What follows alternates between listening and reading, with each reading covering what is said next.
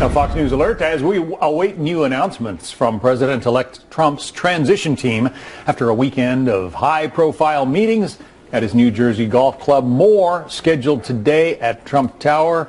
Good morning to you. I'm John Scott, and we welcome a familiar face. Yes, thank you for having me. I'm excited to be here. I'm Melissa Francis in today for Jenna Lee. A transition conference call just wrapping up with Mr. Trump holding more meetings today, sitting down with former presidential candidate Governor Rick Scott Perry and Oklahoma Governor Mary Fallin, with the president-elect's top aide Kellyanne Conway saying both are under consideration for cabinet posts. Peter Ducey is following all of the breaking developments live at Trump Tower in New York City. Peter? Good morning, John. We learned this morning that the Democratic Congresswoman who left a position at the DNC so she could support the socialist candidate for president, Bernie Sanders, earlier in the cycle, is at Trump Tower for a meeting with the president-elect today. We also know who else is on the guest list for an elevator ride upstairs. Some of the names: former House Speaker Newt Gingrich, former Labor Secretary Elaine Chao, who's also married to the Senate Majority Leader Mitch McConnell, Oklahoma Governor Mary Fallin, who just went upstairs, and Texas Governor Rick Perry. Governor Perry was one of the first prominent Republicans to back off harsh criticism about Trump not being conservative enough to publicly say during the primaries that he would go and work for a Trump administration if there ever was one, and it looks like the early support earned him a job interview. The splashiest sit-down Trump had over the weekend was with Mitt Romney, one of his fiercest critics, a few weeks ago. But there do seem to be multiple different ways the Trump administration could tackle the president-elect's first term, and the vice president-elect is giving us a roadmap. Wants to focus out of the gate on repealing Obamacare and beginning the process of replacing Obamacare with the kind of free market solutions that he campaigned on. From there, we'll work on issues ranging from ending illegal immigration, reviving our economy through tax reform, rebuilding the military, restoring the infrastructure of this country. But the Democratic Senate Majority Leader Chuck Schumer said this weekend that just because Republicans control all of Washington come January doesn't mean that the Dems are going to make it easy for President-elect Trump, because Schumer says he does not believe Trump has a mandate by voters to govern because Trump did not win the popular vote. John? Peter Ducey in New York City. Peter, thank you. Touch a little bit more on all of this now as President-elect Trump chooses his cabinet members. One of his goals seems to be party unity, but his vice president says it goes even beyond that. I just want to reassure people that what President-elect Donald Trump said on election night, he absolutely meant from the bottom of his heart. He is preparing to be the president of all of the people of the United States of America. And to watch him bringing together people of diverse views, bringing together people that differed with him strongly, seeing him talk to leaders around the world, I just want to reassure every American that in the days ahead, I'm very confident that they're going to see President-elect Donald Trump be a president for all of the people, and we embrace that principle, and we're going to work hard to make that principle every day that we serve. Joining us now with more, Ian Pryor, Communications Director for American Crossroads.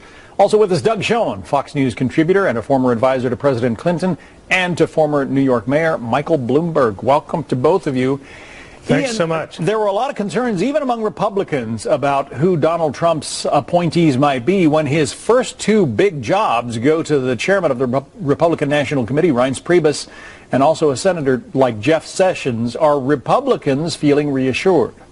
Well, I think they should be. I mean, look, someone like Jeff Sessions, this is someone that was the United States Attorney in Alabama. He was the Attorney General as well in Alabama, and he's been on the Judiciary Committee in the Senate for 20 years. So I would go so far as to say there may not be somebody more qualified out there than Jeff Sessions to be Attorney General. But let's take that a step further. He's going out, he's talking to Mitt Romney, he's talking to Ted Cruz, Nikki Haley, people that were critics during the campaign season, and now he's talking to Tulsi Gabbard, a Democratic Congresswoman from Hawaii, who, if you recall, was one of the first critics of Debbie Wasserman Schultz at the DNC. So it's really interesting how he's conducting these interviews, and it certainly does look like he's going to take ideas from a lot of different places. Doug, are you surprised at the roster of people who are making their way to Trump's golf course and Trump Tower to be interviewed? I wouldn't say I'm surprised. I mean, Donald Trump as Senator Schumer said, was not the recipient of anything more than a plurality of the popular vote. He did win an electoral college mandate, but his larger mission, as the vice president said, is to bring people together. His first goal is to solidify his party, and by interviewing Mitt Romney, I think that'd be a fabulous appointment as Secretary of State. And now to have him reaching out to Democrats is a great second step, because we need unity and we need success. We're not partisans now. We're all Americans. We want Donald Trump to succeed. We're looking at live interior pictures from Trump Tower because we're waiting for former Texas Governor Rick Perry, who famously competed against Donald Trump in the Republican primary. Ultimately did not last very long, but he is going to be making his way into a meeting with Donald Trump, the president-elect, today. That party unity, Ian, is that something that is easier to talk about than to actually achieve, or are Republicans going to, get on board with the president-elect pretty quickly? Well, I think naturally they're going to start to get on board with the president-elect. There was a poll today showing a big spike in President-elect Trump's approval ratings, and that's natural after an election, but I think he's doing all the right things. Look, some of the people he's talking to I really think are going to do a good job if he ends up selecting them. Scott Brown is a name that came up on Friday for the Veterans Affairs position, somebody that was a 30-year individual in the National Guard. He retired as a colonel. He was on the Veterans Committee in the Senate. I mean, these are good possible picks that could lead an administration that is looking to bring, like Doug said, both sides of the aisle together, and I think he's well on his way to doing that. Doug, there were a lot of eyebrows raised after the 2008 elections when Barack Obama appointed Hillary Clinton to be his Secretary of State. If somebody like Mitt Romney were to get the job offer from Donald Trump, I mean, there was way more bad blood between those two, at least during the campaign season, than there was between Hillary and Barack Obama. Well, I think that's true, and Governor Romney is somebody who said in the 2012 election that the greatest threat to the United States is Russia and Vladimir Putin. Obama disagreed, but clearly there's evidence to support Governor Romney's view, and General Michael Flynn and the president-elect himself have a very different view of Russia. So I think it would be great to get a diversity of opinions and views on foreign policy at the highest levels of our government. Doug Schoen. Ian Pryor, gentlemen, thank you. Thank you. Great. Going to take you now to San Antonio, Texas. This is Police Chief McManus briefing the media at police headquarters after the shootings of his officers this weekend. Let's listen in. The suspect to be extremely dangerous both to the police and to the public. So if you see this car out there, or see the individual that you believe matches the description of the person in the video, please call us. Don't approach him on your own. And we'll entertain any questions that you may have. Chief, why was this man inside headquarters? We questioned a number of people. He was one of them.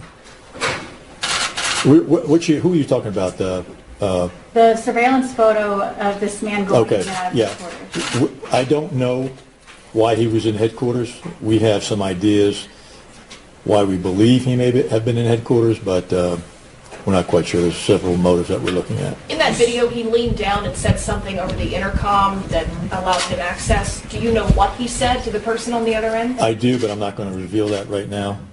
We don't know that really plays into the investigation, but I'm not going to put out too many details on that. Did you ever find out what happened to the original driver, or did you witness any of this?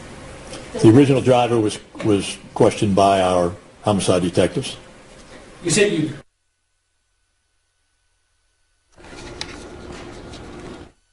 Questioned by our homicide detectives. You said you questioned a number of people. Is that correct? Or not? Did you We talked to a number of people. but they were all released? Yes. Chief, the suspect in the video clearly looks agitated. He's pacing back and forth. Do you feel that there's a connection between the suspect's state of mind at that point and what happened 4 hours later? I could only be speculating, so I don't know. I don't want to speculate on that. Can you tell us why you believe him to be the suspect? What the main reason? You said it on this map? There's a number of reasons for that the investigators have surmised, but based on their conversations about the issue. But I'm not going to go into that level of detail. Can you say what time this happened? What time you tried to get into the police department when he was? It was earlier in the morning. About 7:45 or Yes. so from the time? Yes. Chief, do you know who he talked to in the police department and why he left only 20 seconds after entering? He talked to the clerk at the desk. And can you tell us what He asked a question. The clerk said that they would help him with that, and he said never mind and walked out. Do you know what the question was? Yes. Well, what did he ask? I'm not going to say what it was. Can you categorize the depth and the breadth of this search? Has anything like this happened in San Antonio before? We have pulled out all the stops. We have engaged our federal partners, our state partners, and our local partners in the search for this individual. The search has gone on since we started yesterday afternoon and has not stopped all night and to this point, and it will not stop until this person is in custody. What happened with the person of interest that you guys had in custody? Is he released already? Or? We spoke with him and he was released. And that was through U.S. Marshal Service, correct? Pardon? That was through U.S. Marshal Service, correct? Or was there a separate?